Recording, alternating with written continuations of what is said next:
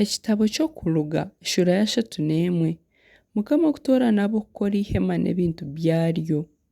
Mukama yagambira Musa ati, reeba, naayeta Bezaleeri omwiziina mutabani wa Uri, mwene Huri ow'omu ruganda rwa Yuda.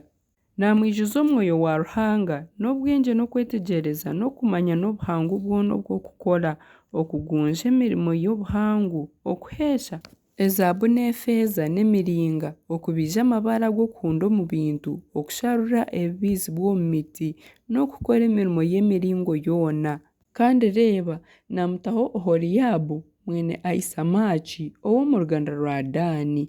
Kandi boona baine omutima ogurikwetegyereza, naabaha obwengye ngu bakore ebi naakuragiira byona: ihema ry'okubwabuganiramu, eshanduuke y'ebirikuhamya, ekitebe ky'okusaasira ekigifundikiire, n'ebintu byona eby'ihema, n'emeeza n'ebintu byayo, n'ekikondo ky'etabaaza, eky'ezaaba eshemeziibwe n'ebintu byakyo byona, n'ekyoterero ky'obubaani, n'eitambiro ry'okwokyezaho ebitambo n'ebintu byaryo byona, n'ekinaabiro n'ekibunu kyakyo, n'ebijwaro ebibaizirwe gye, n'ebijwaro ebirikwera ebya Aaron omunyamurura n'eby'abatabani, eby'okujwara nibakora omurimo gw'obunyamurura, n'amajuta g'okushukaho ahabw'okushoroora, n'obubaane bw'emigaju erikutaamirana ahabw'omwanya ogurikwera. Nk'ebi naakuragiira byona okubiri, babe nikwo baabikora. Ekiragiro kya Sabato.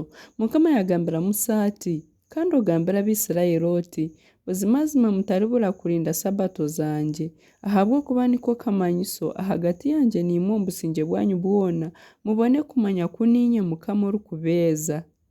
N'ahabw'ekyo muryaguma murinde Sabato, ahabw'okuba n'erikwera ahari imwe, omuntu weena origishiisha aryitwa, omuntu weena origikoreraho omurimo gwona acuubwe omu ihanga rye.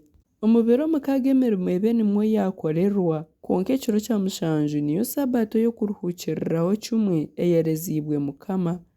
Orikora omurimo gwona ah'izooba rya Sabato buzimazima yitwe. N'ahabw'ekyo Abaisirairi baryarinda Sabato bagume nibahisya emigyenzo yaayo omu busingye bwabo bwona, ebe endagaano etarohwaho. Ako n'akamanyiso ahagati yange n'Abaisirairi akarugumaho ebiro byona, ahabw'okuba omu biro 6 nimwo Mukama yahangiire iguru n'ensi, akahuumura aha kiro kya 7 akaruhuuka. Mukama kwiyaharize kugambira na Musa aha rushozi Sinayi, yamuha ebishate by'amabaare 2 ebiroho ebirikuhamya, ebihandiikirwe orukumu rwa Ruhanga.